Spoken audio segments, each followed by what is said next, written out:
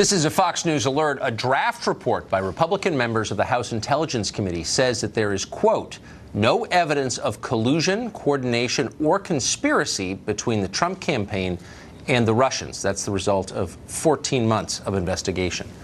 Good evening and welcome to Tucker Carlson tonight. The new report we just referred to found no evidence of collusion. It did warn that America was woefully unprepared to check Russian meddling efforts and has done little to improve since then. It also blasts our top intelligence officials for leaking to the media.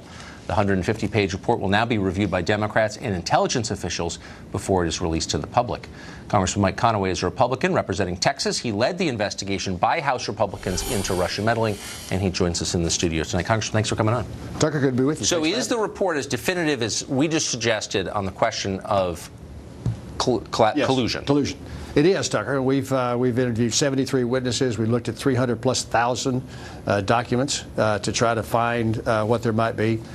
We've seen some perhaps meetings that were inappropriate or ill-advised to have taken. We've seen some chance coincidences where people bump into each other at various places, but no evidence of collusion between the Trump campaign and the Russians or the Clinton campaign and the Russians. Now, are you satisfied that you saw enough intelligence gathered by our intel agencies to make that judgment? Well, we made the judgment based on our own investigation of witnesses. We've interviewed, like I said, 73 witnesses looking for that thread that would lead us to a collusion, conspiracy, or coordination. We asked every witness that, and we've come to we found no evidence that anything like that was going on. So Adam Schiff today, who would be the ranking Democrat on the committee, released a statement calling this report, and I'm quoting, a tragic milestone. He hadn't read it yet. So right. Well, he says it short circuits an investigation that he implies is just getting going. Well, 14 months is not just getting going. Like I said, we've done the work we believe is necessary to answer the 4 questions. We had a pretty narrow scope. It did not include collusion, did not include a lot of things that perhaps the Dems would like to chase down. It had 4 questions. We had 4 questions to answer, and we think we've done the relevant investigation to answer those questions. Huh. So you must have learned a lot about the story more broadly. It sounds like you did after all of that time. You say that the intel agencies released their famous report, the 17 so-called intelligence agencies, saying that the Putin government favored Trump. And you're saying that's not correct? Well, first off, it's 3 agencies. The 17 agencies. I'm aware. That's why I said so-called. But that is the talk. Because I had to actually including the Coast Guard and all the rest. Yeah, but it was 3. I'm aware. John Podesta one time because he was trying to pitch that 17 agencies. I hear it every night. I'm pretty confident the NRO had no.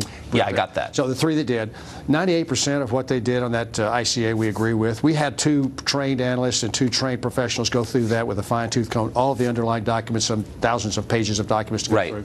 And the piece about Trump. But the Putin purported preference for Trump, we think, is not supported by the evidence that was available throughout the entire process. Why would they say that?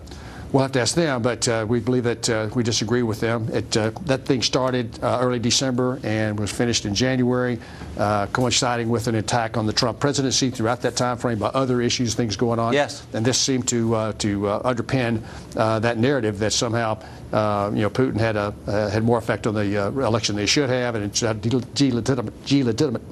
delegitimize the Trump presidency. Easy for you to say. The Trump presidency. It was part of that narrative. But the intel agencies are taken at face value because, as we're often reminded by Democrats, they're the final word on what's true. Well, it sounds almost like a political statement they were making. Well, it looks like that. But like I said, 98% of what they did in the ICA we think is the tradecraft. There is tradecraft associated with analytics, and that was properly followed.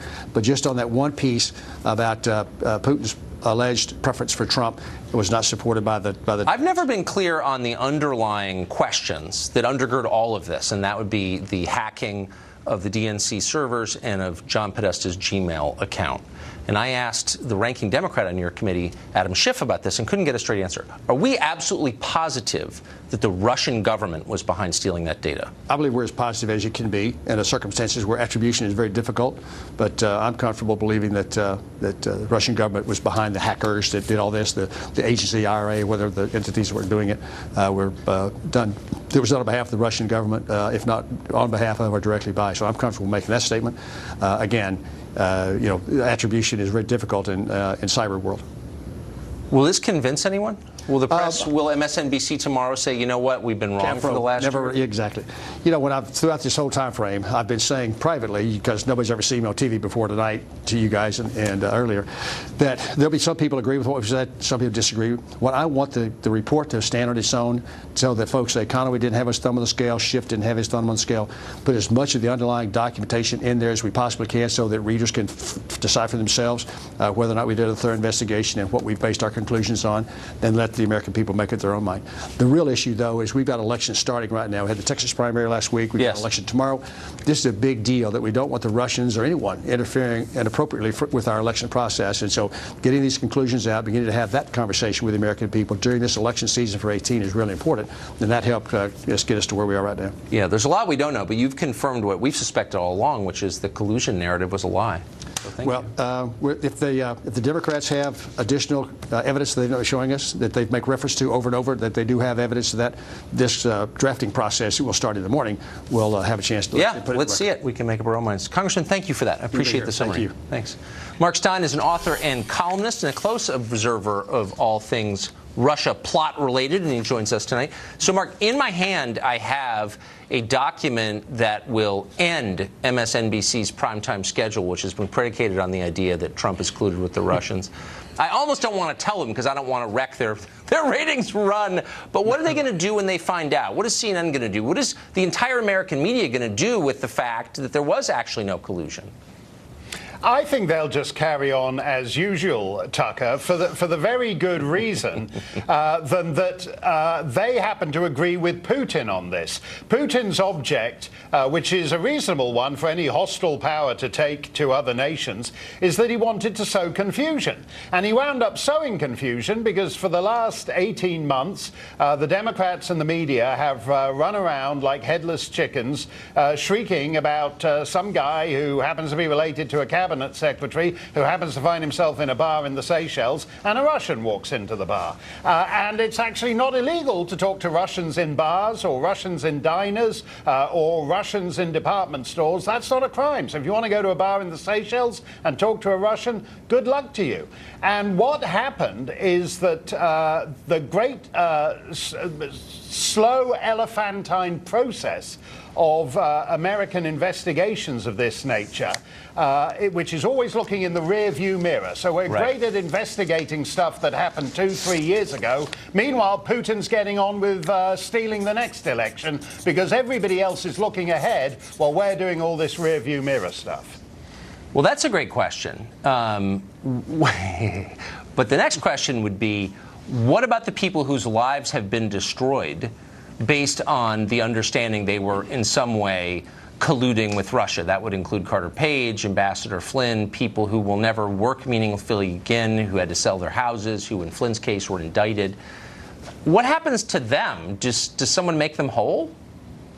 Well, I think so, and I actually think that's a more serious problem because I think there are serious questions about corruption and excessive use of muscle at the federal prosecutorial level. I don't think it's respectable that the federal government wins 97% of the cases that it drags into court. That's Saddam Hussein, Kim Jong-un levels of prosecutorial success, and Americans should be ashamed of it. And Americans who seem to think it's clever that you can put the screws on Mike Flynn and persuade him to plead guilty to something just because he doesn't want to have what's left of his savings account cleaned out. I think that's disgusting. And rather than obsessing and worrying about Russia for another 2 years, I'd like us to actually seriously address what is wrong with federal prosecution, what is wrong with the FBI, what is wrong with the DOJ, and clean it up, because it ain't respectable and Americans should be ashamed of it. But that's what we're supposed to be doing in the media, aren't we? We're supposed to be on the lookout for bullies abusing their power and crushing the weak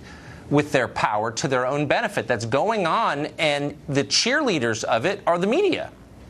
No, and there's something very weird about actually seeing the left, who used to be all about sticking it to the man, doing this thing, as you just quoted, the so-called 17 intelligence agencies. I don't know why we need 17 intelligence agencies, but for some reason it seems to impress left-wing journalists. So if we added another 32 intelligence agencies and we had 49, if we had 49 spook agencies, they'd be even more impressed. And these are the same people, by the way.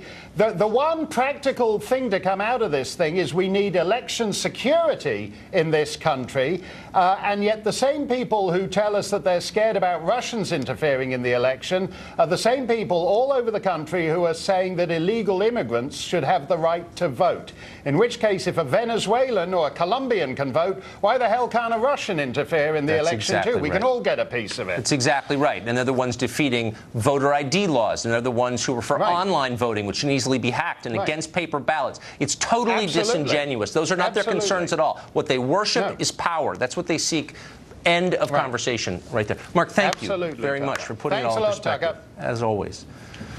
ICE is searching for an illegal alien homicide suspect after Denver police let him out on the street. Once again, the left prioritizing the rights of illegal immigrants over your safety. Why are they doing that? Jorge Ramos joins us to discuss next.